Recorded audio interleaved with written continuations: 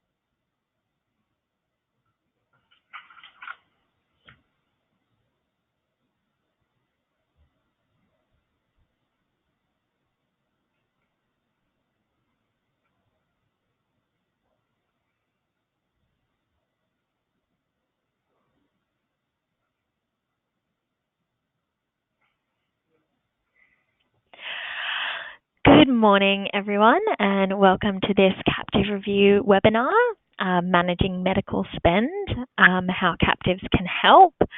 So today's webinar is sponsored by RMC Group, and my name is Lauren Ingram. I'm your moderator for today. And for those who don't know me yet, I'm the new editor here at Captive Review. So before I introduce today's speakers, just some brief housekeeping notes.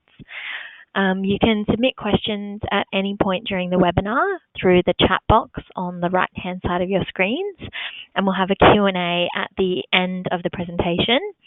So if we run out of time, we can forward your questions and to RMC, and we can get some stuff back to you. Wind up your seat is Invest on site your apologies. So your microphones are muted, so that's why you won't be able to speak, but you're like I said, you can submit questions. We'll be sending out a link to the recording after today, which you'll also be able to access via our website. So now to introduce our speakers for today.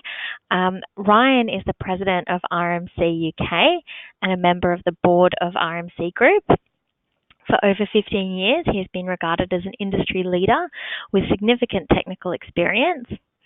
Based in London, Ryan leads a global team responsible for the development and deployment of RMC strategies and services.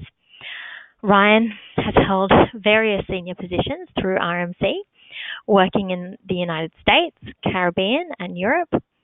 Prior to his current role, he has most recently served as RMC's Executive Vice President and Chief Actuarial Officer, where he handled a wide range of responsibilities involving captive insurance, reinsurance, retirement, and health and welfare benefit plans. In addition to his role on RMC's board, he also sits on the board of over 20 insurance companies. He has won numerous awards throughout his career, including most recently winning the 2019 UK and European Captive Review Emerging Talent Service Provider Award. Today we also have Robert Myers. Robert joined RMC Group in 2019 and currently serves as Senior Health and Benefits Consultant. Robert is responsible for providing businesses with fully integrated, performance-driven healthcare benefit management solutions. For over 25 years, Robert has been developing and providing solutions that go beyond the spreadsheet. He is a frequent presenter to insurance producer groups, CPA chapters, and other industry groups. Now, let me hand over the program to Ryan and Robert. Thank you. For all of you joining us today. We know that your time is valuable, so we want to make a good use of it today. In the next hour, we are going to discuss increasing health insurance premiums and the impact on U.S. employers. For most companies, employee benefits represent a significant financial investment. Employee benefits costs can compromise as much as 40% of a company's total payroll, which makes the recent trend towards self-funding benefits understandable. Designing to ensure medical stop-loss and funded in a captive has proven to be a great way for employees who self-fund their health coverage to add a layer of protection for excessively high and arrogant health claims. Also, by funding stop-loss in a captive, an employer gains access to lower-cost reinsurance they might otherwise not be eligible for as a direct purchaser. So today we will explore self-funded health plans as an alternative option for U.S. employers. And we'll look at how captives can be utilized in tandem with self-funded health plans. By the end of the presentation, you should have a general familiarity with these self-funded health plans and employee benefit captives, and the advantage these solutions bring to help organizations deal with the weight of increasing health care premiums. Now I'll turn it over to Ryan to discuss the options available to an employer. Thanks, Robert. So we like to break down employer-sponsored health plans into four general categories when we're discussing self-funded plans with captives. Now, the first one, fully insured plans, this is the traditional model that most of the people on this call will be familiar with. This is where an employer pays a fixed premium each month to an insurance carrier, and the insurance covers the employees. If claims are less than the premium that was paid for a given month, the insurance company keeps that difference. That's called underwriting profit. And inversely, if claims are greater than the amount of premiums paid in a given month, that is also paid by the insurance company, not an additional payment by the employer. So we're all familiar with that model. But item number two on the list, fully insured plans with the captives, is something that people are becoming more and more familiar with. This is where you have a fully insured plan. You have a carrier that's writing your health insurance plan, like in number one, but instead of that insurance company retaining all the risk, they're reinsuring a piece of that risk to the captive insurance company of the sponsoring employer. Now, these were a hot topic back in the early 2000s and even the late 2010s due to a number of different reasons. One of the issues that we found with this particular type of structure when involving a captive in an employee benefit plan is that the captive has to seek approval for writing a fully insured plan direct, as opposed to it going through a fronting arrangement. I'm assuming the majority of people on this call know what a fronting arrangement is. So the DOL approval process for number two can be quite burdensome because it takes several months to get approved, and on more than one occasion, the Department of Labor has either frozen or delayed approvals of the applications for being the ability to write that type of employee benefit plan. Item number 3 on the list, self-funded plans. This is something that's been around for several years. This is where an employer self-funds their medical plan, where they take the risk if claims in a given month are greater than the premium that's paid into the plan or set aside to pay claims. And again, inversely, if premium paid to the self-funded plan are greater than the claims in a given month, the difference goes into the employer's pocket as opposed to going to a third-party insurance company. So those 3 items, just wanted to give a quick background. Those are not the 3 things that we're going to be discussing today. We're only going to be discussing item number 4. This is a self-funded plan with a captive. This is where an employer self-funds their plan and they integrate their captive in some way. So we're not having to seek the Department of Labor approval like you have to do in number 2. Like items number 1 and number 3 on the screen, the captive is involved as opposed to not being involved. So the reason why we're talking about this today is that the number of inquiries that we've seen coming in over the last 3 years has drastically increased. Our numbers for the past 3 years, over 20% of all inquiries we received in relation to captives is in relation to employee benefits. So if you're looking at the list, single parent captives with 31%, those are single parent captive inquiries where employee benefits was not something that they were necessarily interested in. Self captives, 15%, that was either property and casualty, liability, whatever it may be that they were interested in, not employee benefits. But more interestingly, and it's not reflected on this slide, is that the majority of our employee benefit captive inquiries over the last 3 years has occurred in the last year to a year and a half. So the interest in employee benefit captives in the U.S. is increasing at an increasing rate. And one other note about this slide, we broke out agency captives as well at 4%. The majority of the agency captive inquiries that we received is in relation to insurance agencies, MGUs, TPAs that are interested in forming a captive specifically for the employee benefit risk that they're writing. So not for workers' comp or auto, which over the last 20 some odd years has been the most common type of agency captive request we've seen come in. So that's why we're discussing this type of employee benefit captive structure today. So I think the best way to illustrate how somebody can integrate a captive to a self-funded plan and really take advantage of not just the self-funded plan and the captive is a case study. And we picked this case study because we found that this particular employer was very linear in their progression and logical in their progression of getting the captive involved in the self-funded plan. So this is a contractor in the Northeast of the U.S., and they loosely have about 125 employees, at least that's how many they had when they started year 1, which was 2014. And they were paying about $1.2 million for their health plan. And they had a limitation because 10% of their gross revenues of the company was going to providing employee benefits. So typically you'll see cost of providing health insurance to your employees is one of the top expenses that companies have in the U.S. And the costs were rising for them continually. Construction is a somewhat high risk class when it comes to employee benefits, so they were paying a premium for that. They're in the Northeast, which care is quite expensive, so they're paying a premium for that as well. And they needed a way to control the cost. Now, when we came in the first year, we discussed a lot of different options: fully insured plans, self-funded plans with a captive.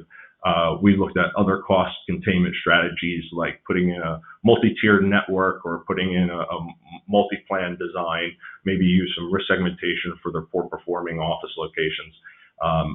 But they wanted to be somewhat conservative in the first year. They wanted to keep the same network. They wanted all of their employees, which happened to be Cigna, they wanted to keep all of their employees in the same plan design, so they didn't want to have multiple plans all around, and they didn't want to use any type of risk segmentation strategy to get the poor performing locations out of the plan. So that really left them with a self-funded plan model, and the self-funded plan model integrating a captive, although they did not want to use their captive in the first year. They already had a captive. They were writing their general liability and auto in their captive, but they did not want to have the captive involved in the employee benefit plan. I guess it was really just they were risk averse at that point. They wanted to become more familiar with the self-funded plan versus having the captive involved at the same time as learning with the self-funded plan. They wanted to see how things work. So we came in with a quote. Their insurance broker came to us and said, what can we do? So we put together a self-funded plan quote without a captive, and we also put together their renewal quote. The renewal quote was a pretty significant increase. They were jumping from 1.2 to over $1.3 million year over year. So that was one of the things that caused them to reach out and find a solution other than what they were currently providing to try and control costs. So we put together a self-funded plan quote, and what you're seeing here on the right-hand column is the self-funded plan with assuming estimated claims. So in a self-funded plan, you have underwriters determine how much it's going to be in estimated claims for a year, and that's what we're assuming for this illustration. Now, they do have a traditional spec and egg stop loss program, which I'm going to have Robert explain here.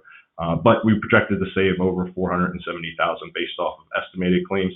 Even worst case scenario, we were projecting still over $350,000 using worst case 125% of expected claims. So, Robert. Okay, so in that first year, like Ryan mentioned, the client decided to switch to a self-funded plan, but elected to keep the captive out of the existing plan. So Ryan, can we switch to the next slide? Yes. So here we're looking at a design of the specific coverage before the client decided to integrate with their captive.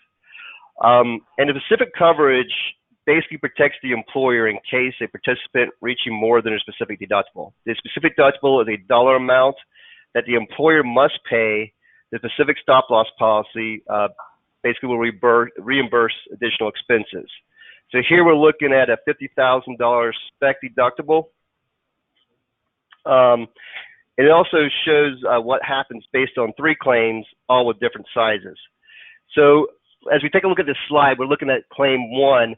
Claim 1 was around about $30,000. So basically that employer paid all that and it went to the aggregate, which we'll talk about a little bit later. Claim 2, we're looking at about a $75,000 claim. Now the employer with a $50,000 specific deductible pays up to that $50,000, and the stop loss carrier will step in and take over and pay the remaining $25,000. In claim 3, we're looking at a $125,000 claim. Again, the employer stepped in, basically paid up to $50,000, their specific deductible. Then the stop loss carrier stepped in and paid a remaining $75,000. What a specific deductible does is basically protects the employer from a catastrophic loss that will adversely affect their cash flow. And next, we're going to take a look at the aggregate deductible. And the design of the aggregate deductible, basically this coverage before the client, the client decided, as Ryan mentioned before, not to integrate their captive. So this is just basic stop loss aggregate coverage. The aggregate protects the employer when the sum of all claims throughout the policy period are more than the aggregate attachment point, also sometimes called the aggregate deductible. This slide shows a $611,000 attachment point, which is about 125% of the expected claims determined by the stop loss carrier's underwriters. Though the likelihood of hitting the aggregate attachment point is small, the cost of the sleep well protection is very inexpensive. Now, when we look at the first year's results, this slide will show actual claims ran just under 300,000, significantly under the 489,000 estimated claims and the 611,000 attachment point of the aggregate policy.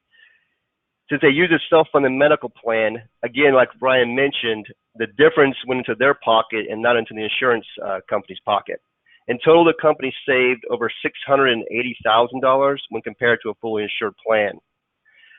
One of the interesting side effects that occurred during the next year's renewal, which is one of my favorite aspects of self-funding, is the decision makers no longer were looking at their renewal of their health plan as transactional. They were now focused on other areas of their plans, like integrating with a captive. So they were addressing the real issues of the plan opposed to looking at the sticker price.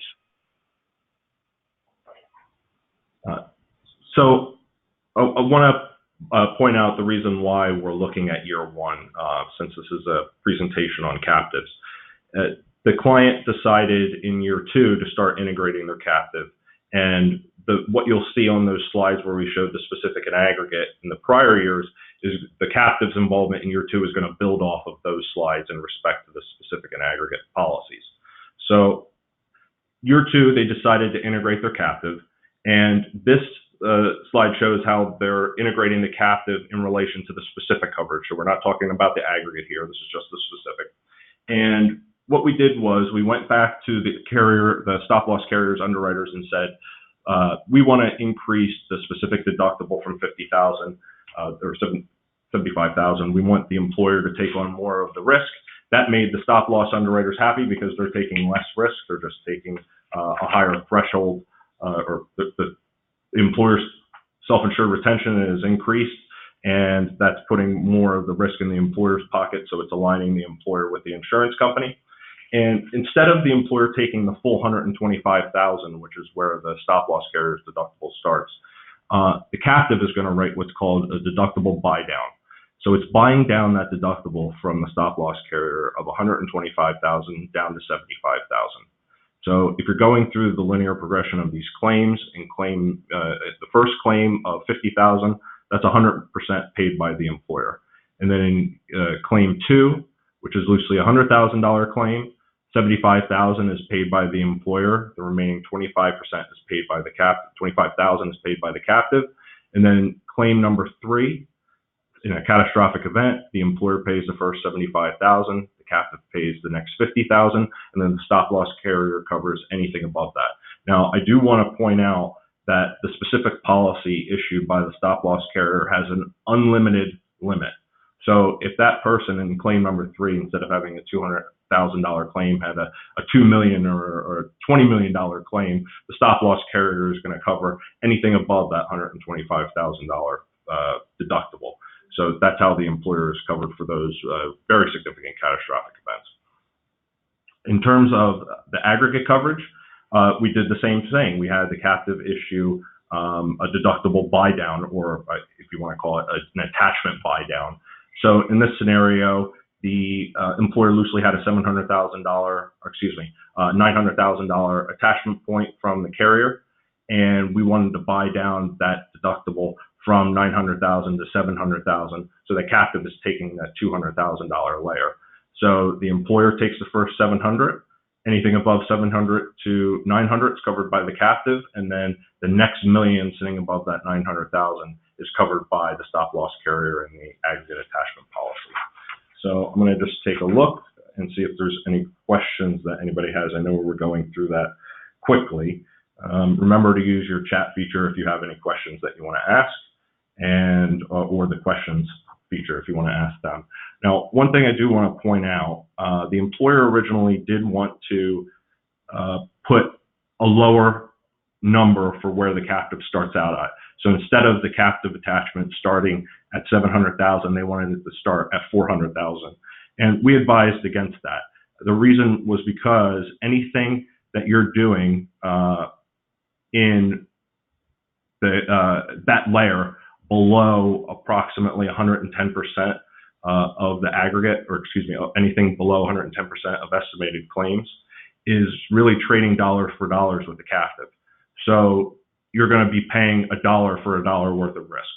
And some employers might like that ability to sleep better at night, but if there's transactional costs involved with issuing that deductible buy down policy, like for example, if there's a risk sharing or a risk distribution element, like a risk pool that's involved, and there's a percentage of premium going to the pool manager, the captive manager, the insurance broker, that is trading dollars for dollars, and you're adding that commission onto that layer of risk. So you want to be careful not paying additional transactions costs when it comes to just adding a lower percentage of the attachment point.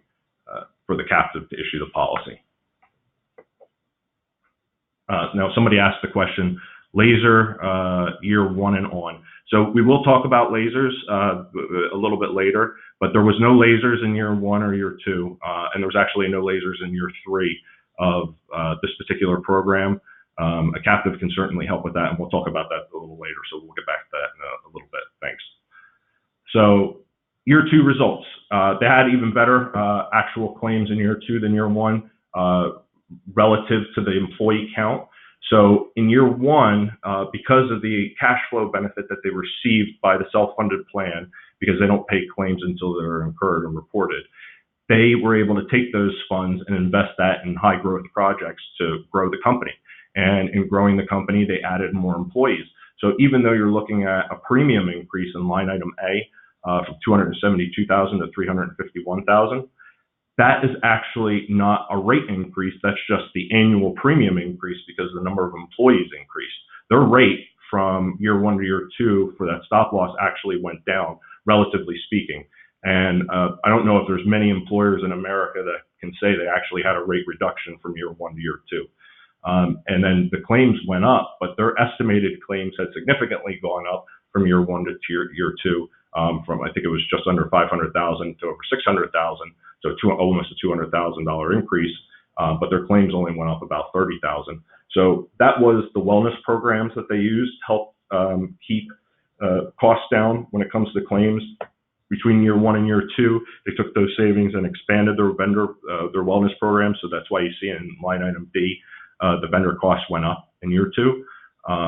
That was mostly because they wanted to expand their telehealth programs. They wanted to expand their chronic care compliance programs.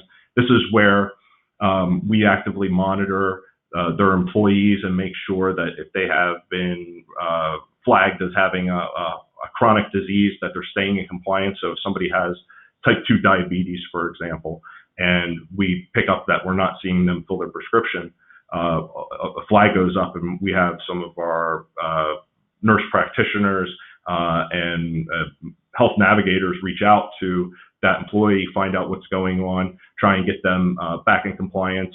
The employer really does believe in a healthy employee is a happy employee, and a happy employee is a productive employee. So that's why they expanded those wellness programs at the end of year 1. And it really did show, as a result, the company continued to grow, not just because of the cash flow benefits, but because the employees were happy and healthy and therefore productive. So year 2, the self-funded total, line item E, $843,000, compared to their fully insured quote of what it would have been at end of the year based on the same enrollment of 1.4, almost 1.5 million. So that was, again, another $600,000 that the employer saved by self-funding their plan. And honestly, they were somewhat lucky when it comes to the claims. They're loosely running at about 50% of the estimated claims in year 2. That's not always likely, but you do have that. I would say the majority of the time we end up seeing actual claims experience being between 60 and 80% in a given year. So they're running a little bit better than normal, but still on point, I think. So far, with having the self-funded plan, they've saved over $1.3 million. But where this gets interesting is now the captive's involved. You have to add that in. So year 1, the captive wasn't involved. Year 2, the captive was involved, writing the specific and aggregate deductible buy-down policies.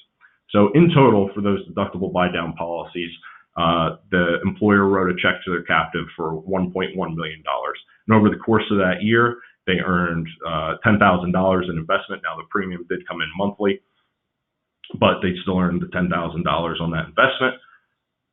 There was no fronting fee, taxes, or underwriting and admin for this particular structure because they're writing the checks directly to the captive. So those items, E, F, and G, are mainly tied to when you have a fronting arrangement involved, and you're going to have to be paying taxes. You're going to have to be paying underwriter and admin for the fronting, and then obviously the fronting fee as well. So you'll see that in year 3, when the client saw that they saved an extra $97,000, that's on line item K, by integrating their captive into the self-funded plan. So combined, they didn't just earn that $600,000 in the self-funded plan. They also saved an extra $97,000. So combined, the 2-year savings when integrating the captive and the self-funded plan was over $1.4 million. So there's a lot of questions coming in here. Which type of license the captive stop loss year 2? So when it comes to the captive's license, depends on the domicile. Each domicile is going to have their own requirements. Some domiciles are just going to have a general license and you need to add it into the business plan. Some have additional requirements where you have to file for long-term business, although it could be argued that this isn't necessarily long-term business because everything has to be incurred and reported within the contract basis, which is something that's a little bit outside of what we planned on discussing in this presentation. But the fact that you're asking that, I'm guessing you probably have some familiarity with contract basis. So it depends on the domicile, and we can reach out to you and discuss it if you had any additional questions on that one. Do you utilize a specific stop loss carrier or have access to several? So far you haven't seen. So far when it comes to the captives, there's no fronting arrangement involved. There's a specific stop loss carrier sitting and an aggregate stop loss carrier sitting above those attachment points. We work with close to 100 different insurance companies when it comes to specific and aggregate stop loss. We're insurance carrier neutral, more or less. So you can have your choice, pick and choose. What we try to do is we find a carrier that works well with a particular client. Some carriers are somewhat regional, and they might work better in the Northeast or let's say New York versus a non-New York, or California versus non-California. Florida is another one. There's some states like New Jersey that have some additional issues where one carrier might be better than the other. So that's why we are fairly open when it comes to whatever carrier is going to be integrated. Let's see here. A lot of questions coming in. Presumably, the premium figure represented in year 1 payment third-party is to the third-party stop loss carrier. In year 2, the $351,000, both the stop loss carrier and the premium. So let me just go back a second. So the $351,000 in year 2 in line A, that represents the premium not just to the specific stop loss carrier, but also to the captive. I apologize, Vincent, I meant to mention that as well. So here's the combination at the end of year 2, the $1.4 million. And because they did such, the captive performed so well in year 2, they asked to have the captive involved even more into year 3. So in year 3, instead of having a traditional stop loss carrier involved in writing the specific coverage for their program, we got a fronting carrier involved, which happened to be the same carrier that was writing the specific before. But this carrier was willing to reinsure a piece of the specific risk that it was writing to the captive. And I'll show you some breakdowns of how that actually flowed. But let's just give you a very high level example of what happens on the front, and then we'll go into what happens on the back end. So still keeping the claims at the same threshold between year 1, 2, and 3. This is just for illustrative purposes. Claim 1 at $50,000, the employer covers 100% of that $50,000. Claim 2, same as in year 2, $100,000. First $75,000 is paid by the employer. The next $25,000 is paid by the stop loss carrier. In year 3, this is where it's just slightly different. The employer pays the first $75,000, the captive pays the next $50,000, and then the fronting carrier pays the rest. Now, what does the fronting carrier do differently than the stop loss carrier? In short, the fronting carrier reinsures a piece of the risk to the captive, and this is just a quick diagram to show what's actually happening with the funds. So the reinsurance premium that's paid to the captive is just a portion of the premium that the business originally paid to the stop loss carrier. So it's quite simple until you start actually breaking down what's happening in that specific coverage, the specific policy. So this diagram shows the quota share arrangement with the fronting company. So the bottom 2 layers, the one that says employer and the one that says captive, those layers are the same as what you saw on the previous slide. I'll just go back a second. So the 0 to 75,000 for the employer, that's the same. Looks like my screen's not updating. I'll have to come back. I apologize. So the first 2 layers are the same. The employer is responsible for the first 75. The captive's then responsible up to 125. But then the fronting carrier writes everything above that. and reinsures a piece to the captive.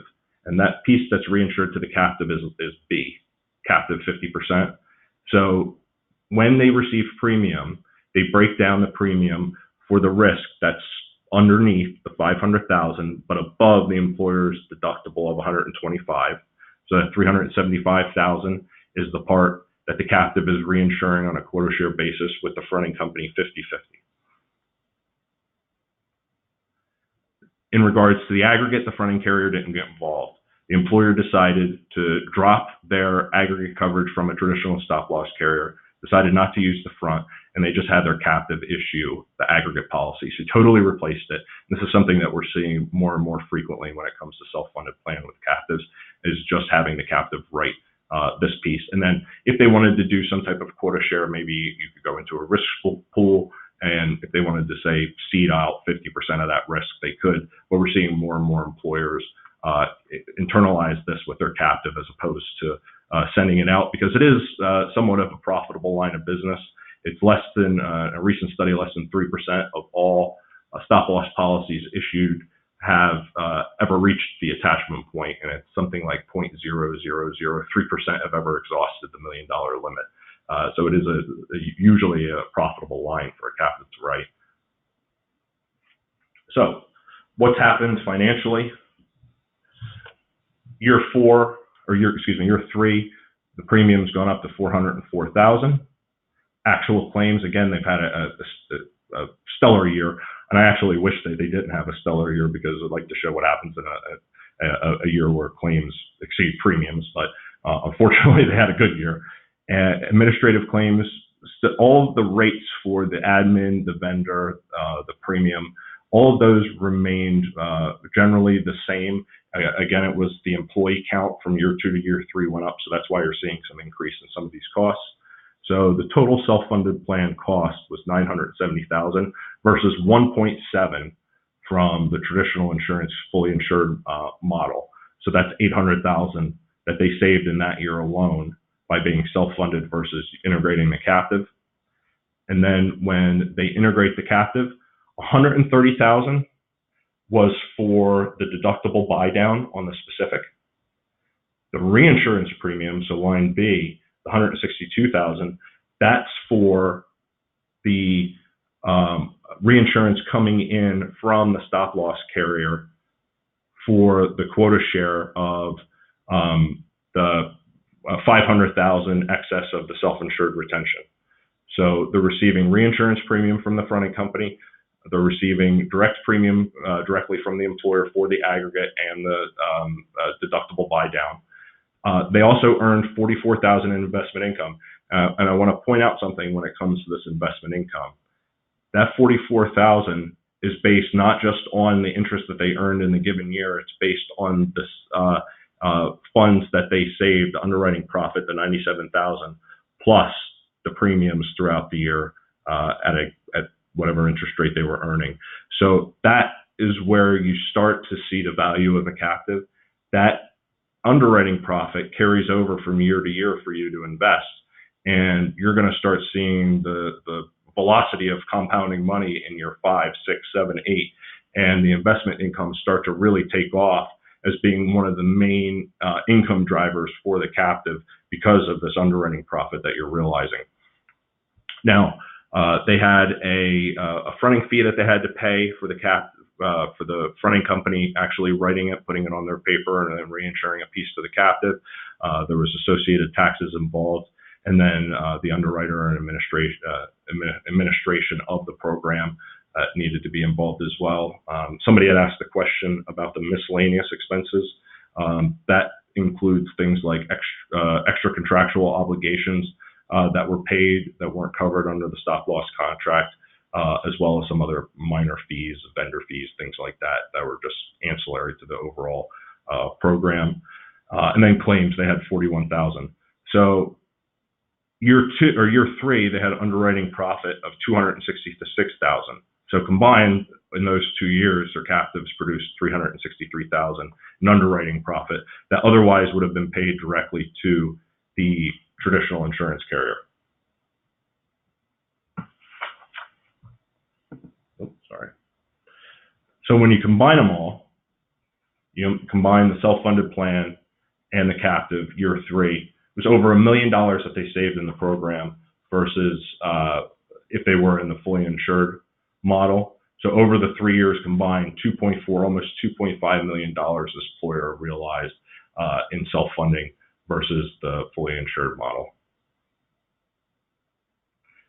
So going to get into talk about the captive admin costs. Surely they use the TPA. So I've got a couple more questions here. One of the things, and actually that's a good point, I have it in my notes to discuss on the next slide. One of the things that's not included in here is the costs, the administration of running the captive. We looked at, for illustrative purposes, we looked at the cost of running a captive as a sunk cost because they did not have, or they already had the captive prior to integrating the captive with their self-funded plan. So there really wasn't any extraordinary costs associated with tying in the captive with the employee benefit program versus what they were already paying in terms of a fixed cost of owning a captive. So your licensing and filing fees are generally going to be the same. Your month-over-month administrative cost is going to be the same.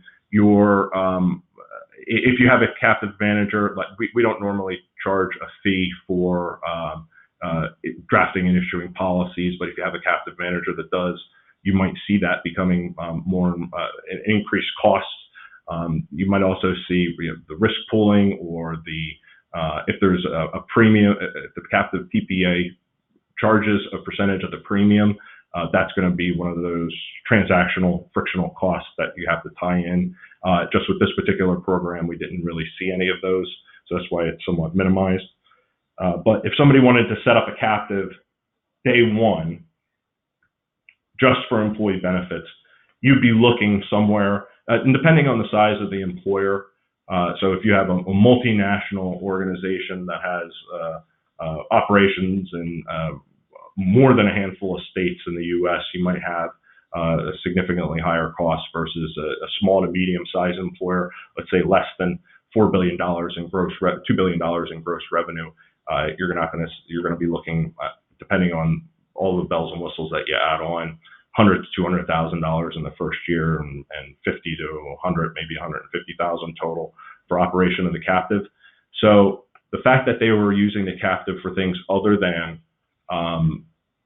the employee benefits took some of that fixed cost off of the importance of the captive being involved, or it took some of those costs associated, otherwise be associated fully with the employee benefit program, away and allocated it to the general insurance procurement budget. So that's what you have to consider when you're dealing with some of these structures: is, does a captive exist? If not, how much is it going to cost? You can get some cell captives to work in this. There's some cell captive programs out there where I know that they're more plain vanilla, and they might not allow fronting and reinsurance arrangements, and in their program they might already be boilerplate, so you might have an extra charge from your captive's TPA. So you're going to want to talk to them and ask about what the associated costs are. Okay, so somebody asked, what determines the reinsurance premium amount? So I'm going to just go back to the captive underwriting. That $1.62 million that you see, what you have to do is you have to basically take the total amount paid to the stop loss of the fronting company, and then you turn around and you take the fronting fee, taxes, underwriting, miscellaneous out of the premium, and then you further reduce that by the reinsurance that the carrier, the fronting company, is charging, or if you have, if the carrier is internalizing it all and not ceding any of that other risk out, the rate that carrier is going to charge for that. That's going to produce your net loss fund, and from your net loss fund, you basically multiply a straight multiplication of the quota share. So it's 50-50. Whatever is left in that net loss fund, you multiply that by 0.5, and that determines the reinsurance premium for the captive. Now, I'll tell you, the majority of the time when we're doing these, you would conduct a feasibility study, and the reinsurance premium would be developed in the feasibility study. So that's where you're going to see those things start coming together. So somebody asked, can we discuss what happens when claims exceed premiums? So I'm assuming that this is in relation to the captive. I guess I could start first with it, what happens in a self-funded plan. So if claims exceed premiums, or if in a self-funded plan, if claim receives what's being prepaid for the loss fund or claims reserve of the self-funded plan, then the employer has to pay the difference. But remember that the employer is capped by the specific and aggregate stop-loss policies. If claims exceed premium to the captive then has to pay the difference out of its capital and surplus.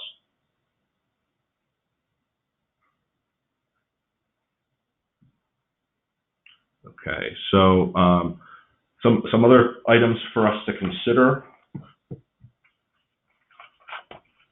So first thing is financial. There are a lot of benefits when it comes to, and a lot of benefits and a lot of considerations when it comes to a captive. The first one we already discussed about, does the captive already exist? If so, how are you going to budget or allocate the expense of the captive in terms of your employee benefit budget versus your other insurance procurement budget? You also have to remember that you have a lot of flexibility when it comes to the captive being involved in a self-funded plan financially.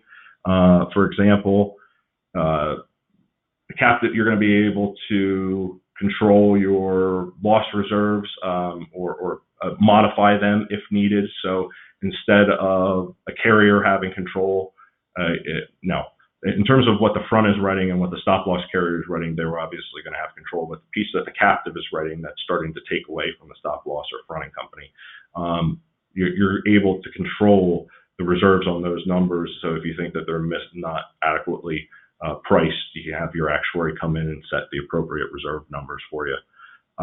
You're participating in the investment income and underwriting profits that's otherwise going to the insurance company.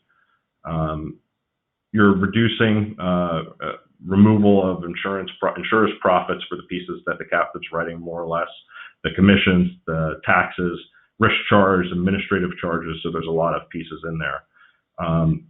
You're also stabilizing your captive's balance sheet.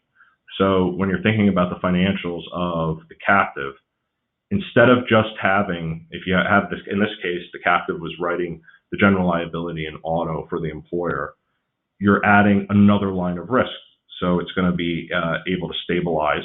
And then if you're thinking about your efficient portfolio when it comes to investment returns, and then apply it to risk diversification, you're going to have a better story to tell when you're going to the regulators in terms of solvency, especially for those of you where your captive is required to comply with Solvency II.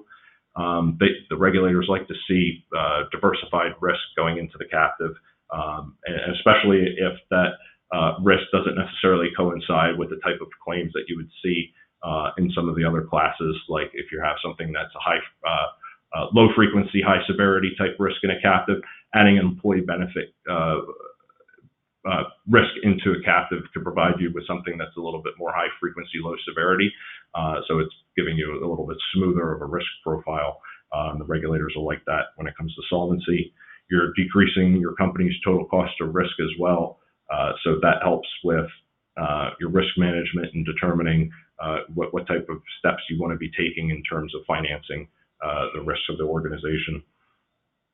Lasers is another big one when it comes to captives, and we've seen this time and time again, where you come in and somebody gets lasered. If you're not familiar with what lasers are, it's when the stop loss carrier comes in and says, okay, you have an employee that's a high risk. I'm not going to write that employee at the normal $125,000 deductible. I'm going to write it at $1 million deductible. So you could certainly have the captive come in and write a laser reimbursement or laser deductible policy, so that $1 million is brought back down to 125. So your captive is taking 125 to $1 million, something that we see on a frequent basis. Claims control. So you have control over claims with respect to how the captive pays the employer for the reimbursement. It's common to see the captive policy follow the form of the overlying spec and egg stop loss policies by the stop loss carrier or the front. So if they have a specific advance on it, or an aggregate accommodation on it, you can build that into your captive-specific and aggregate policies as well. So let's look and see what else we have here for questions. They're coming in a lot, so.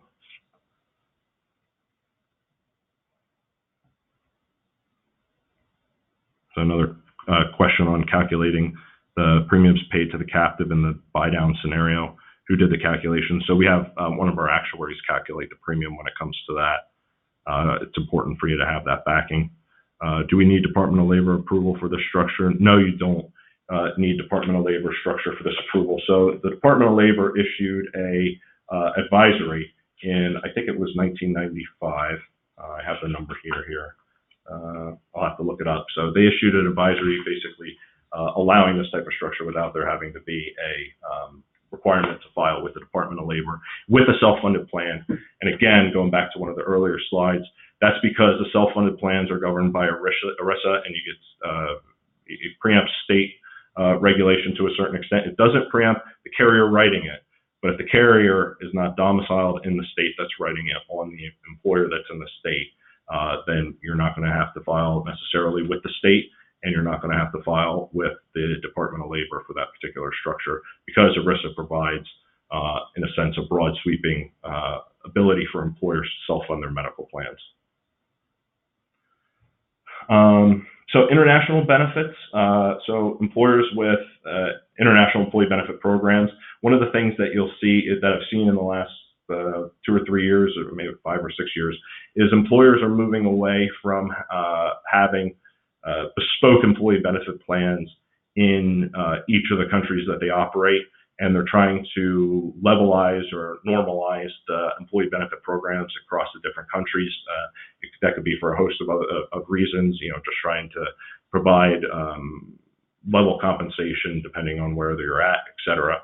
And there is now a change back away from that when it comes to U.S. employers, because of so many of the benefits that the self-funded plan provides. So I'll give you an example. You have an employer with operations in 5 or 6 countries, including the U.S., and they contract with a global fronting company.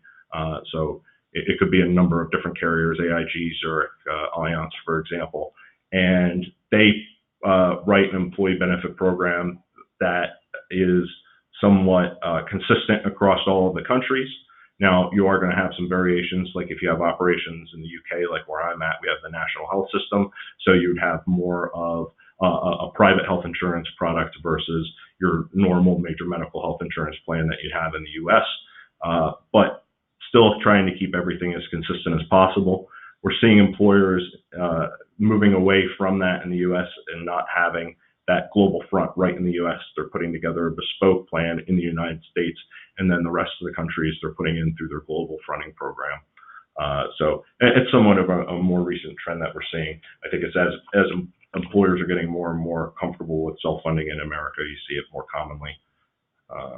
So somebody had asked about the claims control, so we already discussed that. Expanded use of the captive surplus. So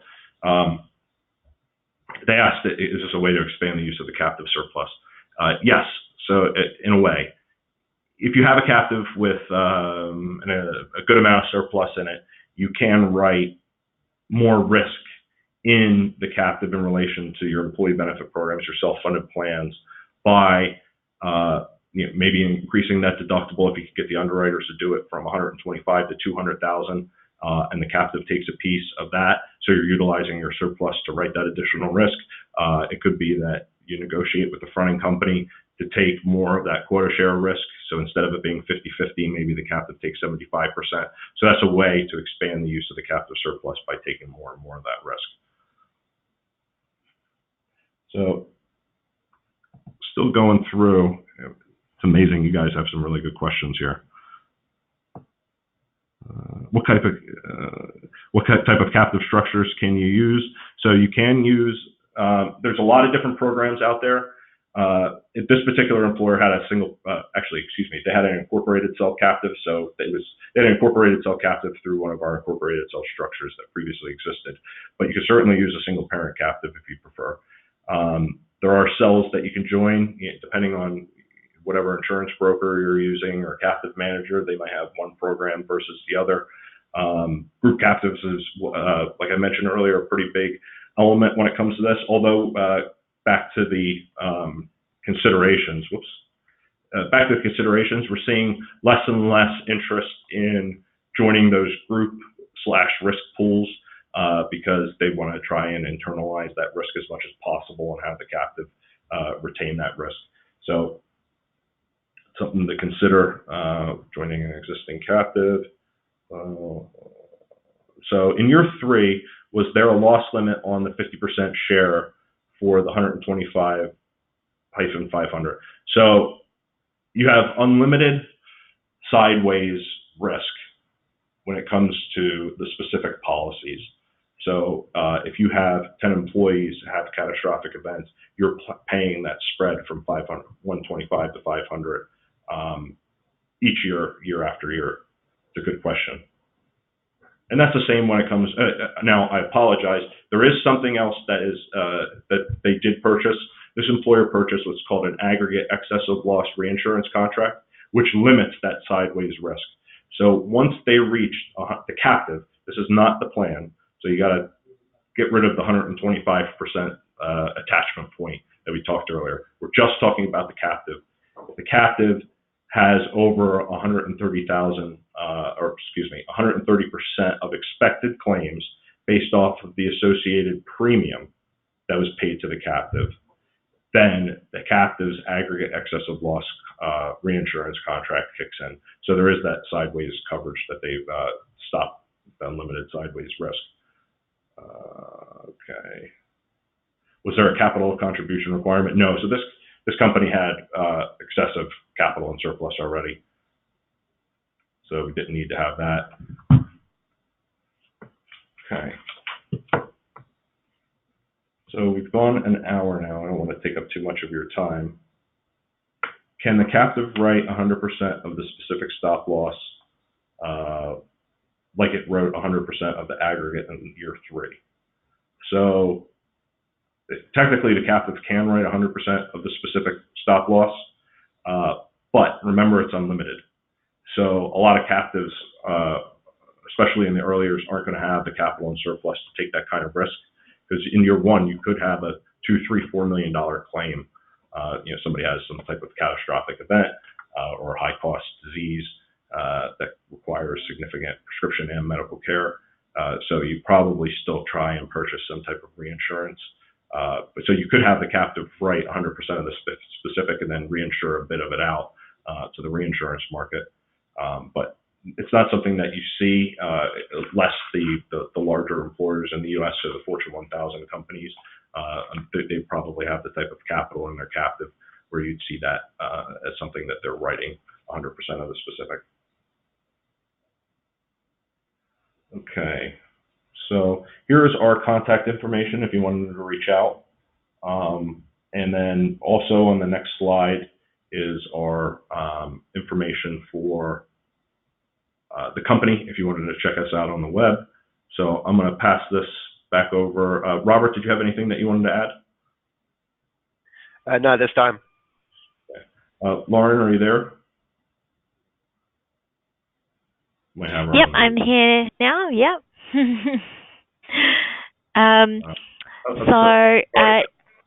Lauren, I'm sorry, I got one other good question that's come in. For the assets in the captive, how aggressive have you seen portfolios or the portfolio returns an afterthought? So depending on the investment manager, they could be more aggressive in terms of segregating out that employee benefit risk. There's obviously a different duration on those funds versus if you're writing something like workers' comp, so or something even more short tail. Most of the time I've seen the assets go into the general investment portfolio if they have some type of tiered investment structure. They put it in the more longer duration investment tier. But some people hold it in cash until the end of the year. On the reinsurance structure, a lot of times if you have a fronting arrangement involved, it could be on a funds withheld. So you wouldn't see those investment returns. It might be in the investment returns of the insurance company. If they're allowing investment returns on the funds, they might just put it into a money market and earn 1% on it. But the majority of the time holding it in cash, more or less. So you can see a lot of different ways where the assets are invested in these structures, and it can get quite complicated the larger the employers get, especially when you're starting to set reserves for them. So sorry about that, Lauren. I thought that was a good question I should answer. So after you. No, of course. So as Ryan mentioned, if you want to reach out to Ryan or Robert directly, you can take note of their contact info here. For general inquiries, you'll find the company's info on the next slide. So yeah, just thanks to Ryan and Robert for their time, and we hope, and thank you to everyone listening for your time. We hope you find the presentation informative. So if we go over to the next slide, we can, if you want to know more about RMC, you can find the information here about how to contact RMC. And obviously, if you want to contact Captive Review, you can always find out information at captivereview.com. So just thank you again for joining us for today's webinar.